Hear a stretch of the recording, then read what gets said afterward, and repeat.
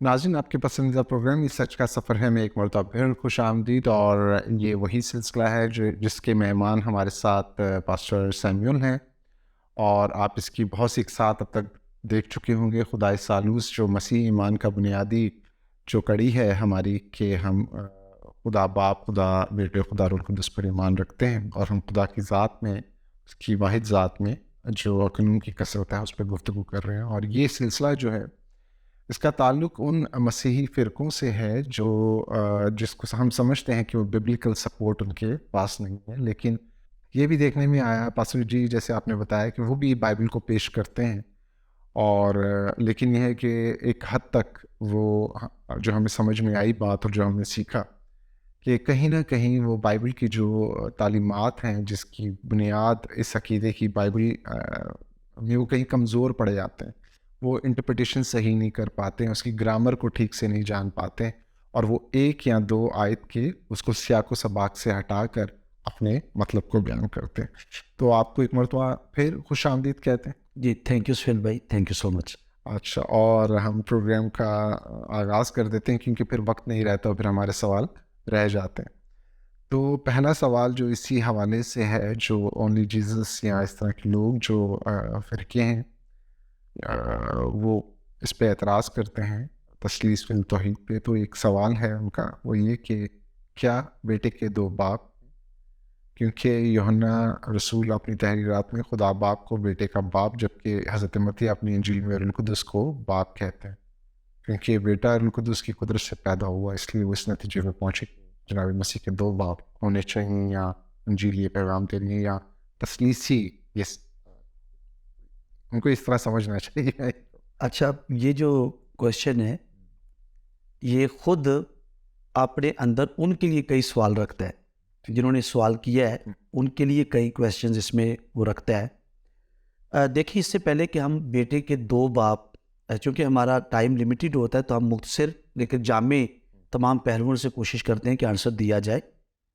تو میرے خیال میں یہ جو وننس بلیورز ہیں، یا اونلی جیزس اونلی ہیں، یا جو بھی یونیٹیرینز ہیں، یہ بیٹے کا ایک باپ بھی نہیں مانتے، اور ہم سے سوال کر رہے کہ دو کے بارے میں۔ خدا باپ کو بیٹے کا باپ ماننا اور بیٹے کو خدا کا بیٹا ماننا، اس کا مطلب یہ ہے کہ آپ ان کی جوہر کی یکتائی پر، یعنی وہ ایک ہی نیچر، ایک ہی جوہر شیئر کر رہے ہیں، یعنی جو فطرت اور الوہیت باپ کی ہے وہی نیچر، وہی گاڈ ہیڈ بیٹے کے پاس ہے۔ پھر باپ اور بیٹے کا اطلاق آپ کر سکتے ہیں۔ تو یہ تو کہتے ہیں کہ خدا باپ تو حقیقی خدا ہے اور بیٹا تو خدا ہے ہی نہیں، تو پھر اس کا مطلب ہے کہ وہ ببلیکل، اس کو کہنا چاہیے ببلیکل نظریے کے مطابق یا ببلیکل انٹرپریٹیشن کے مطابق، جس طرح بائبل بتاتی ہے، وہ باپ، خدا باپ کو بھی بیٹے کا ان معنوں میں باپ نہیں مانتے۔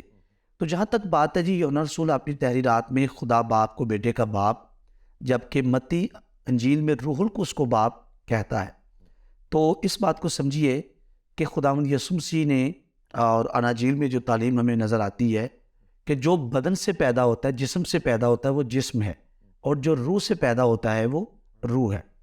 تو اب یہ جو بات، جو اس کا جو کانٹیکسٹ ہے کہ روح القدس کی قدرت سے بیٹا جو ہے وہ پیدا ہوگا، یا مقدسہ مریم جو کنسیو کرے گی اس کے پیچھے پاک روح کی جو قدرت ہے وہ ہوگی، یا خدا باپ کی قدرت سایہ کرے گی، یہ سارے حوالہ جات جو ہے، تو یہ یسوع مسیح کے تجسم کی بات ہو رہی ہے، کلمے کی بیٹے کے تجسم کی بات ہو رہی ہے، اور تجسم میں بیٹے نے بشریت کو اختیار کیا، گویا آپ یہ کہہ لیں کہ اس نے مجسم ہو کر بشریت کو اختیار کیا، انسانی بدن کو اختیار کیا۔ تو جب بیٹا بدن کو اختیار کرتا ہے، اور اس بشریت کو آپ روح القدس کے ساتھ منسوب کریں ان معنوں میں کہ روح القدس بیٹے کا باپ ہے، تو جہاں پر یہ آپ جہاں سے یہ اخذ کر رہے ہیں وہاں پر تو بات ہی تجسم کی ہو رہی ہے۔ فرض کر لیں کہ روح القدس بیٹے کا باپ ہے، تو یہ جو جس ایریے کی بات کی جا رہی ہے یہ تو تجسم کی بات ہو رہی ہے۔ تجسم میں بیٹا جو ہے بشریت کو اختیار کرتا ہے، تو وہ روح القدس جو ہے وہ بدن جو اس نے جسم لیا، جو بشریت لی، اس کا باپ کیسی ہو سکتا ہے؟ یہ ٹیکنیکلی ہی غلط ہے۔ اور جہاں تک خدا کو بیٹے کا باپ کہا گیا ہے، وہ پری انکارنیشن جو بیٹے کی ایگزسٹنس ہے، جو بیٹے کی موجودگی ہے، اس کے حوالے سے خدا نے دنیا سے ایسی محبت رکھی کہ اس نے اپنے اکلوتا بیٹا جان کو بخش دیا. لیکن یہ جو خاص ایریا ہے یہاں پر تجسم کی بات ہو رہی ہے. بدن سے جو پیدا ہوتا ہے وہ بدن ہے, اور جسم سے پیدا ہونے والا جسم ہے.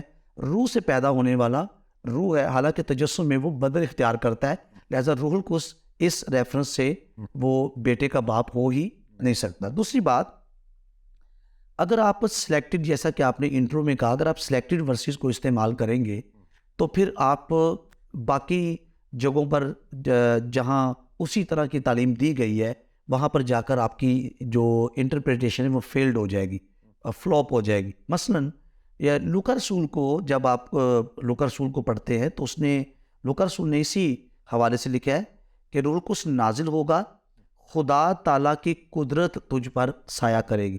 اس کا مطلب یہ ہے کہ روح القدس کی جو انوالومنٹ ہے بغیر باپ کے جو پیدائش ہے, مقدسہ مریم مینٹلی پریپیئر نہیں ہے, کبھی دنیا میں ایسا ہوا نہیں ہے. تو یہ مفوق الفطرت جو پیدائش ہے, جو معجزانہ پیدائش ہے بغیر باپ کے, تو یہ روح القدس اس میں انوالو ہوگا, روح القدس کی مدد اس میں شامل ہوگی, روح القدس کی قوت اس میں شامل ہوگی, اور روح القدس مقدسہ مریم کو یہ کرنے کے لیے قوت دے گا, تیار کرے گا, مدد فراہم کرے گا. اور یہ اس طریقے سے, یہ اس کا مطلب ہرگز نہیں ہے کہ روح القدس کا کوئی مقدسہ مریم سے کوئی کسی طرح کا کوئی ریلیشن ہے. تو روح القدس کی قدرت کی بات ہو رہی ہے. اور خود بھی کویسچن میں انہوں نے لکھا ہے, جبکہ متی اپنی انجیل میں روح القدس کو باپ کہتا ہے کیونکہ بیٹا روح القدس کی قدرت سے پیدا ہوا. حالانکہ متی نے یہ کویسچن غلط ہے. روح القدس, متی اپنی انجیل میں روح القدس کو باپ کہتا ہے. متی نے کہاں کہا ہے روح القدس کو بیٹے کا باپ؟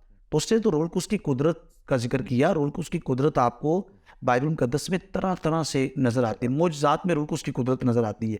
تو کیا وہ معجزات بیٹے ٹھہریں گے اور روح القدس ان کا باپ ٹھہرے گا؟ خداوند یسوع مسیح کے بارے میں لکھا ہے کہ وہ روح القدس کی قدرت سے معجزات کرتا تھا. رسول روح القدس کی قدرت سے معجزات کرتے تھے. تو جو لفظ جہاں اسی لفظ سے جو گریک ورڈ ہے اس سے ڈائنامک کا ورڈ بنا ہے, پاور, قدرت.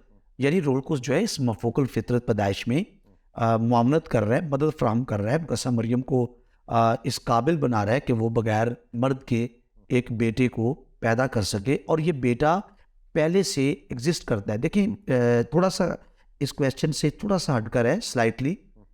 عام طور پر کہا جاتا ہے کہ آدم بھی بغیر باپ کے تھا اور پھر مسیح بھی بغیر باپ کے. میرے خیال میں یہ ریزیبلنس جو ہم کریٹ کرتے ہیں یہ غلط ہے.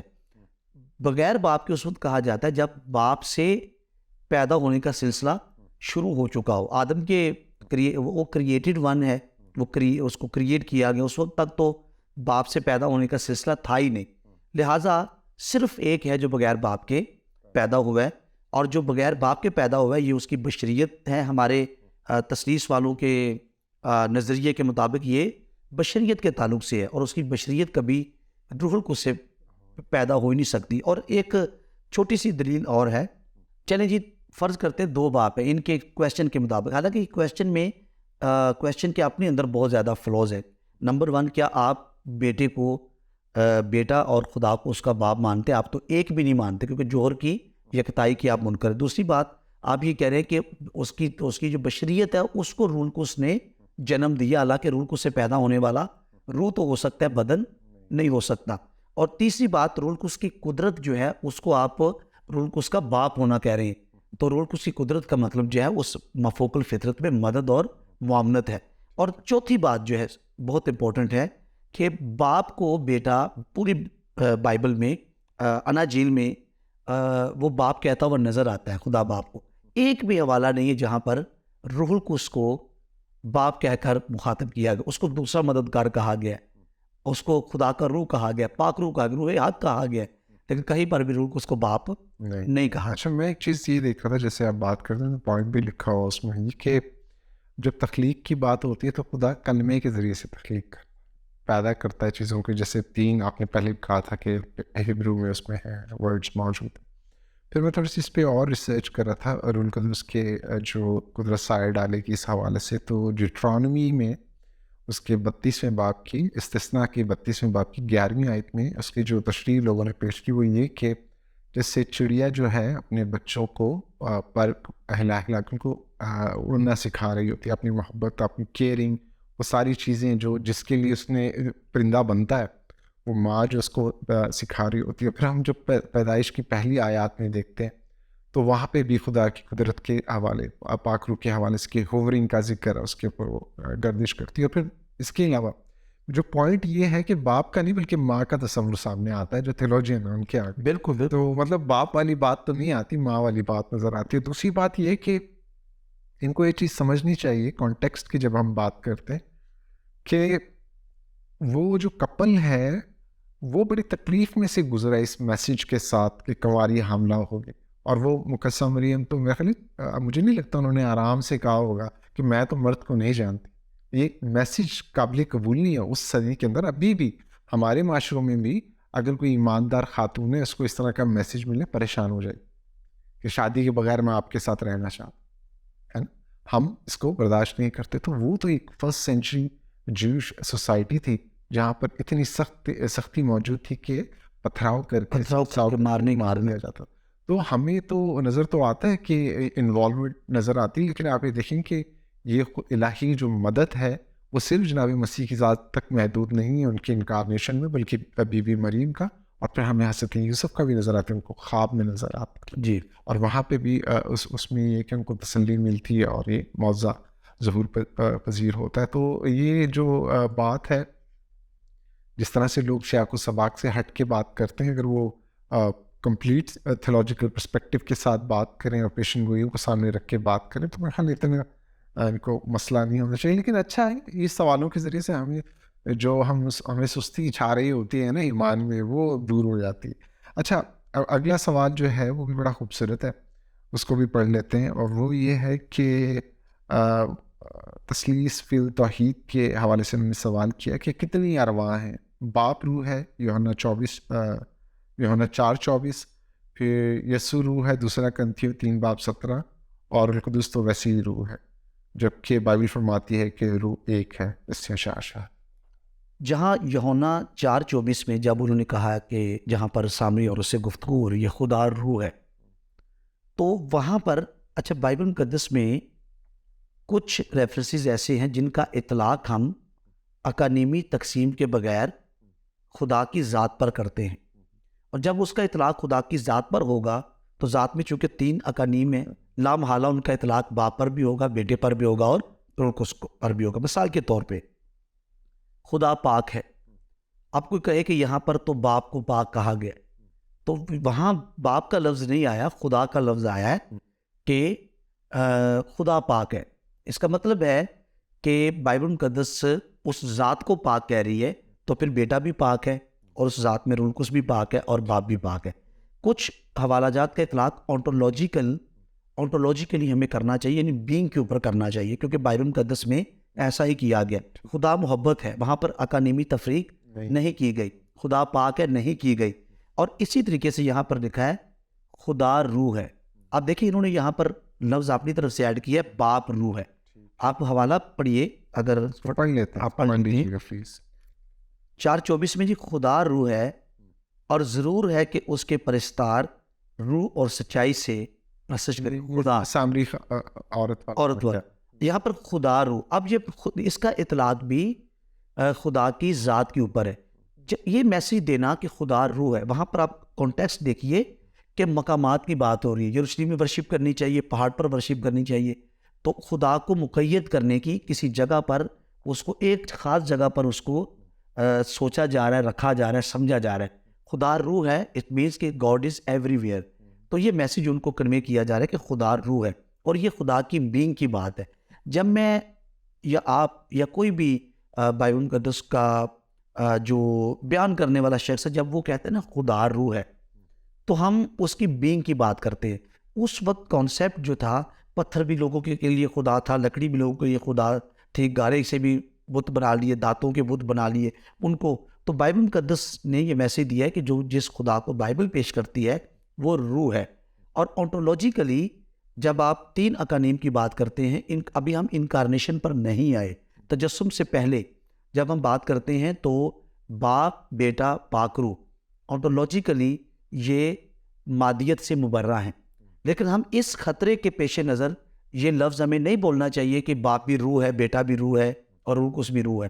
اگر ہم یہ لفظ استعمال کریں کہ باپ بھی روح، بیٹا بھی روح، روح القدس بھی روح، تو روح القدس کی اقنومیت مخلوط ہونے کا خدشہ پیدا ہوگا کہ دوسرے دو اقانیم کے ساتھ اس کی اقنومیت مخلوط ہونے کا خدشہ ہوگا، کیونکہ روح القدس کو روح القدس کہہ کر ہی متعارف کروایا گیا. تو اگر بیٹے کو بھی روح کہا جائے گا تو اس کے لیے جو ٹرم استعمال کی جاتی ہے، باپ غیر مادی، بیٹا غیر مادی، روح القدس غیر مادی، یعنی مادیت سے ان کا کوئی تعلق نہیں ہے. اور یہ آیت جو ہے 4:24 خدا روح ہے، اس میں آنٹولوجیکلی باپ، بیٹا، روح القدس تینوں اقانیم شامل ہیں. تو یہ پہلا جو انہوں نے کہا جی باپ کو یوحنا 4:24 میں روح کہا گیا ہے، تو یہ خود دیکھیں سارے کویشچنز میں وہ اپنی مرضی سے لفظ خود ایڈ کر رہے ہیں، خود وہ ڈال رہے ہیں، بری پریکٹس، اور یہ بہت بری پریکٹس ہے.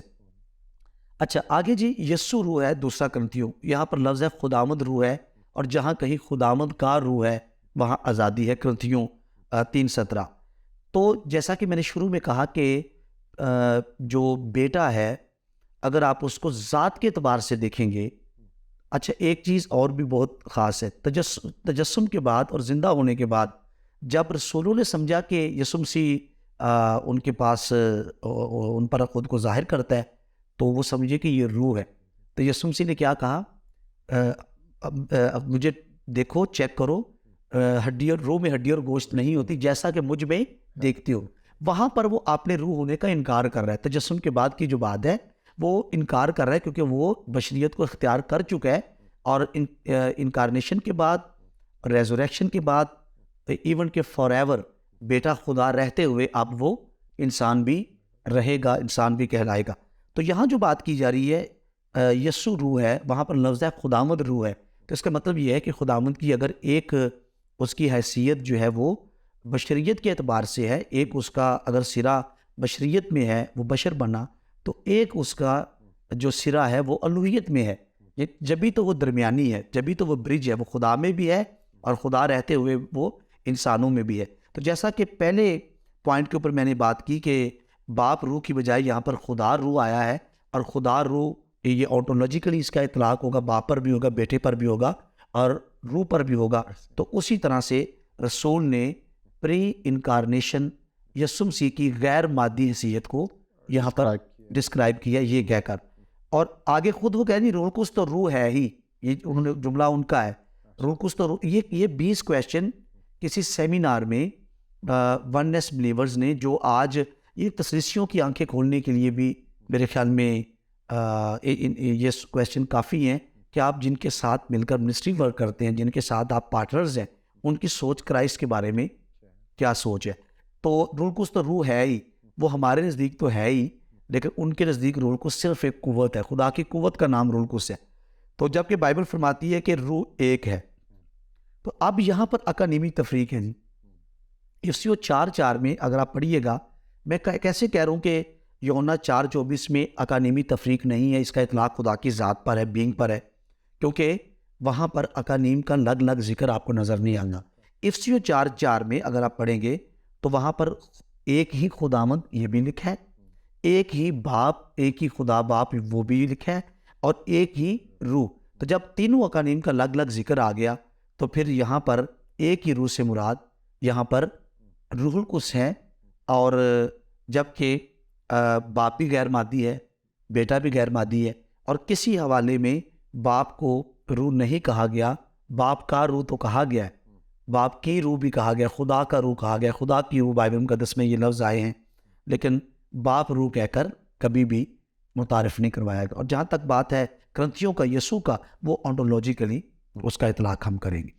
اچھا، میں نا اس سوال کے حوالے سے نا میں ایک اسٹڈی کر رہا تھا کہ میں اس کلچر کو سمجھنا چاہ رہا تھا، بائبل کا یا نیو ٹیسٹمنٹ کا ایک کلچر ہے، جو بھی ہمارے کتب ہیں، جتنا بھی گاسپلز ہیں، خطوط ہیں، وہ کاشفہ ہے، یہ سب مل کر ایک خیال کو پیش کرتے ہیں جس میں ہم 3 اقنوم کو دیکھتے ہیں. مسیحیت جو ابتدا ہے، اور ہم اس کو جو کہتے ہیں کہ کلچرل، ادھر دوسری کلچر جو ڈفرینسز تھے موجود تھے، اس کے بیچ میں ایک ایسی بات تھی کہ یونیک آئیڈیا کے ساتھ، یہ ایکسپیرینس بیسڈ آئیڈیا کے ساتھ تھے. اور ایک ڈچ سوشل سائیکالوجسٹ تھے، انہوں نے ایک اسٹڈی پیش کی تھی، اور اس میں انہوں نے 6 ماڈلز آف نیشنل کلچر کی بات کی تھی کہ ایک نیشنل کلچر کے اندر کتنے ڈفرینسز ہو سکتے ہیں.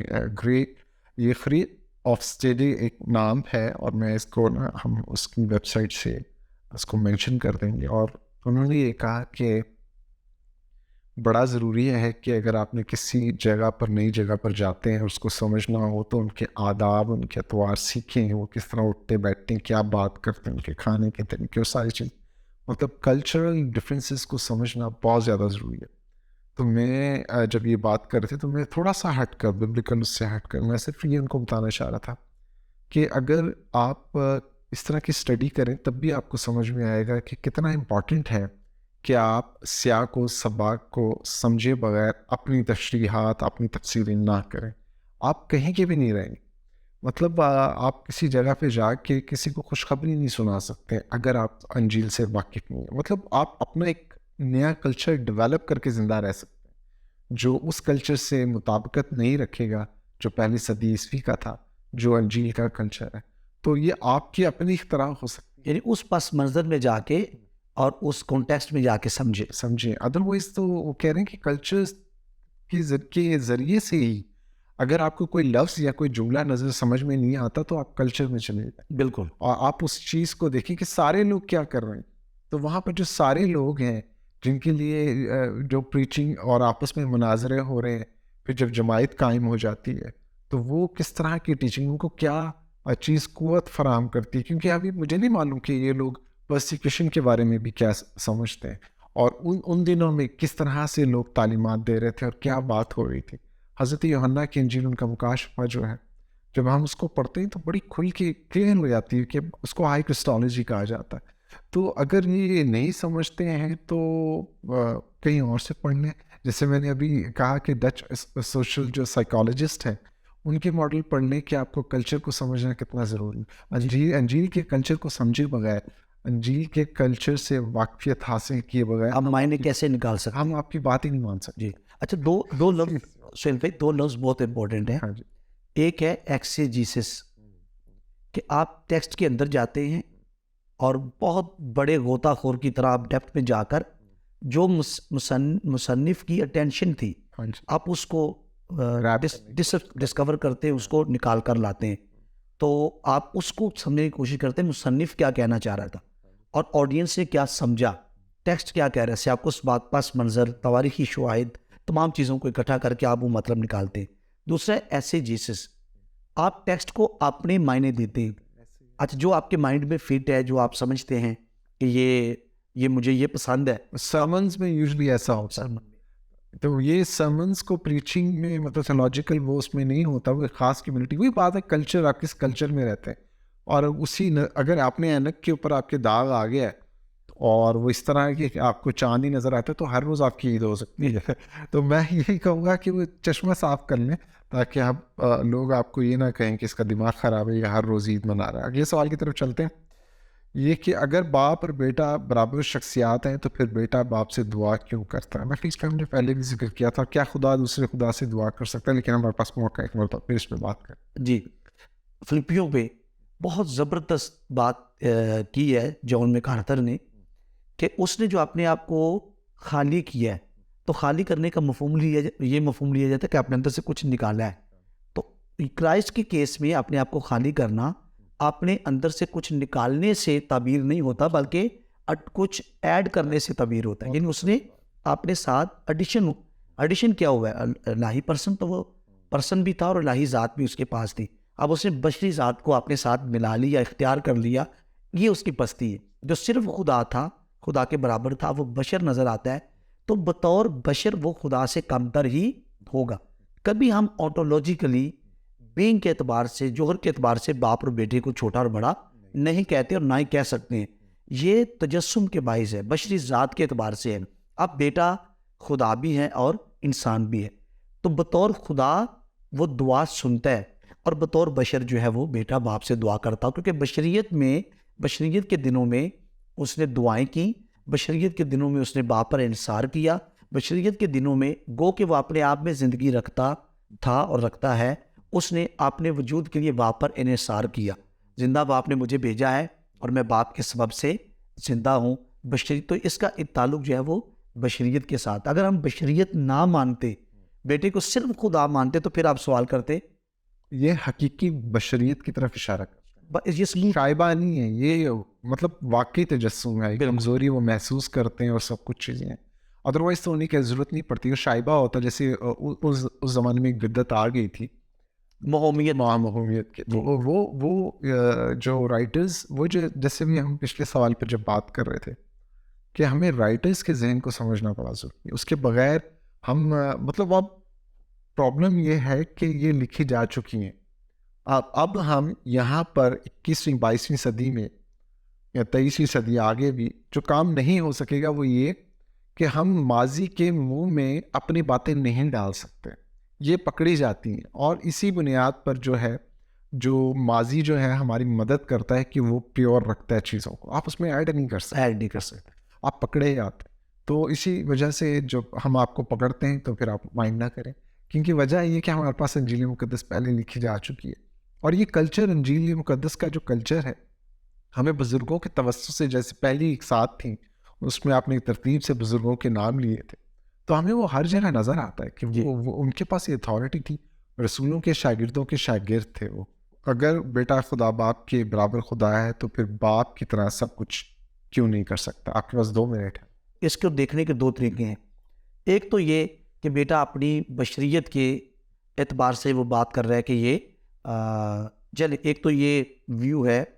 دوسرا یہ ہے کہ ایک اکنامک ٹرینٹی میں باپ اور بیٹے کے ہمیں ڈفرینٹ فنکشنز نظر آتے ہیں.